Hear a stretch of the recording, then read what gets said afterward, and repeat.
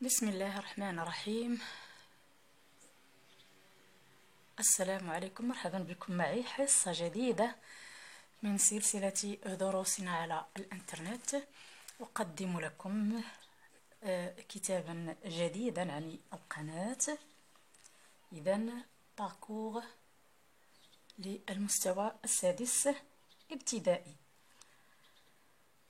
إذن سوف لن ننجز الصفحات السابقة، وإنما سوف نلتحق مباشرة بالإيفاليواسيون، لأن هذه الإيفاليواسيون هي التي تكون الآن مطلوبة في هذه العطلة، ومنها سوف ننطلق ثم نعود في فيديوهات في آخر السنة إلى هذه الفيديوهات التي سبقتنا أو التي لم نتناولها إذن وأقول بسم الله.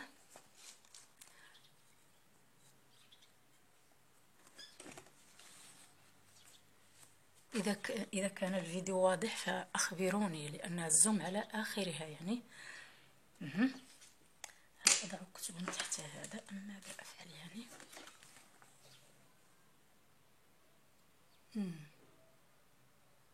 إذن أقول بسم الله. La lecture, évaluation, consolidation. Moi, je suis rentrée de vacances, j'étais dans une colo et c'était très bien. إذن c'est le petit Nicolas qui nous raconte sa rentrée du voyage, bien de ses vacances. إذن مصدر هو les vacances du petit Nicolas. هذا هو مصدر النص.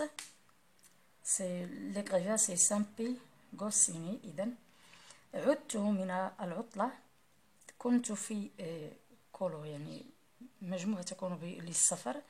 et c'était très un mot familier. et c'était très bien، وكان الأمر رائعا. Comme nous sommes arrivés à la gare avec le train, il y avait tous les papas et toutes les mamans qui nous attendaient. عندما وصلنا إلى المحطة أو إلى المحطة بالقطار، كان هنالك كل الآباء والأمهات ينتظروننا. إذن c'était terrible. De point d'expression, tout le monde criait. Il y en avait qui pleuraient parce qu'ils n'avaient pas encore retrouvé leur maman et leur papa. كان الأمر رهيبا. Tout le monde criait. كل الناس تصرخ. Il y en avait qui pleuraient parce qu'ils n'avaient pas encore retrouvé leur maman.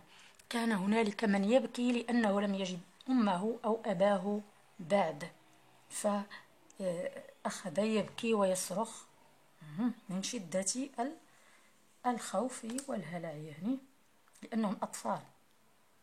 D'autres qui riaient parce qu'ils les avaient retrouvés. Les chefs d'équipe qui nous accompagnaient sifflaient pour que nous restions en rang. وهنالك من يصرخ ويضحك لأنه قد وجدهم، أي وجد آباءه. Les chefs d'équipe qui nous accompagnaient sifflaient. إذن ورؤساء الفرقة، رئيس فرقة سيكون بطبيعة الحال شخصا بالغا حتى يرافق هؤلاء الأطفال الذين يرافقوننا يصفرون حتى نمكث في الصف أو نلتزم بالصف. le rang هو الصف، en rang في الصف. إذن les employés de la gare sifflaient pour que les chefs d'équipe ne sifflent plus. إذن وموظفو المحطة يصفرون بدورهم حتى يعلموا رؤساء الفرق بأن يكفوا عن الصفير حتى لا يتدخل الأمر فيما بينهم، لأنه عندما يصفر هذا الذي هو مع الأطفال يظن سائق القطارات أنهم أخذوا إشارة الانطلاق فينطلقون قبل الوقت. إذن سوف يكون هنالك اضطراب في. إذن ils avaient peur qu'ils fassent partir les trains. هذا ما قلنا. إذن يخافون أن تنطلق القطارات، أن سائق القطار ينطلق عند الصافرة. et puis j'ai vu mon papa et ma maman et là ça a été chouette comme je ne peux pas vous le dire. bien vous dire. إذن وهنا رأيت أمي ووالدي.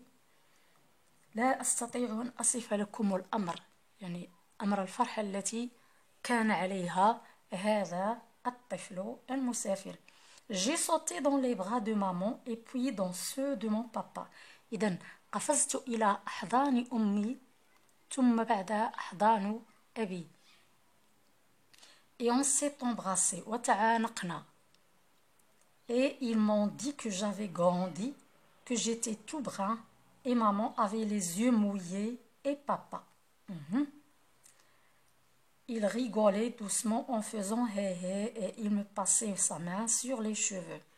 إذن هنا أقرأ ببطء حتى لأن الأمر قد طلب مني صراحة، طلبوا مني أن أقرأ ببطء وأشرح أيضا ببطء وهذا يأخذ مني وقت يعني. إذن قفزت في أحضانهم فتعانقنا وقالوا لي أو أخبروني أنني قد كبرت وأنني قد أصبحت مسمرا بفعل أشعة الشمس بطبيعة الحال بغان. Et maman avait les yeux mouillés et papa il rigolait. أمه أخذت تبكي ووالده أخذ يمزح معه ويقول doucement, il rigolait doucement en faisant hé hé. Il me passait sa main sur les cheveux. إذن أخذ يمازحه ويمسح على رأسه ويدخل يده بين خصلات شعر ابنه.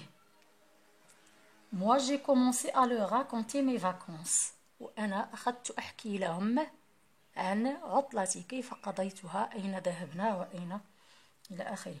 Et nous sommes partis de la gare. ثم انطلقنا من المحطة بطبيعة الحال عائدين إلى البيت.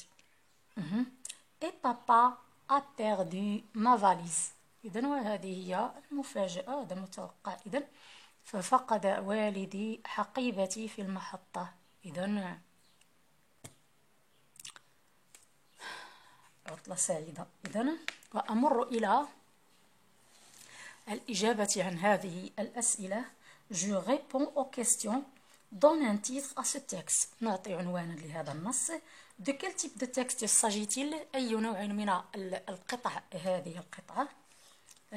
ذكرنا يعني أنواع النصوص، أنواع الكتابة، هل هي إخبارية أم سردية أم descriptive narratif argumentatif، يعني هل تذكرون هذا يعني؟ إذن pourquoi certains enfants pleuraient-ils؟ لماذا يبكي بعض الأطفال؟ من النص. Qui sifflait à la gare؟ من يصفر في المحطة ولماذا؟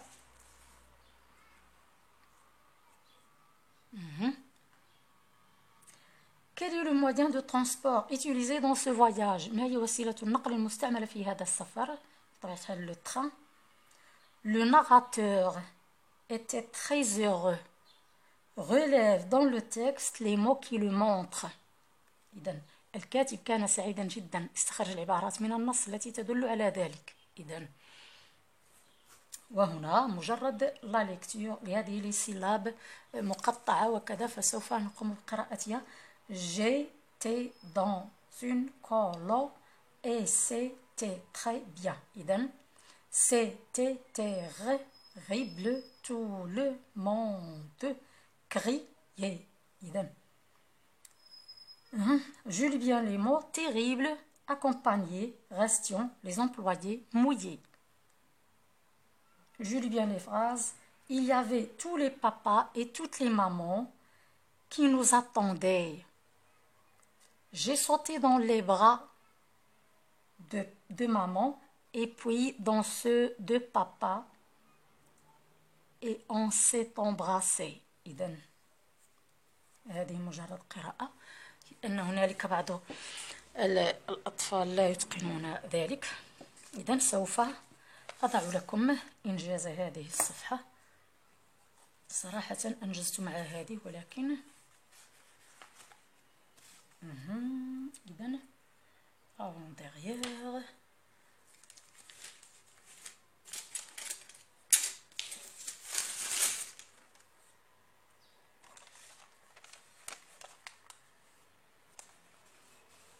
هذا هو إنجاز هذه الصفحة، لأن جو ميفالي لفيديو قادم بإذن الله حتى لا تختلط عليكم الأمور. إذن هنا لدينا الصفحة رقم 50. سوف أتدبر الأمر.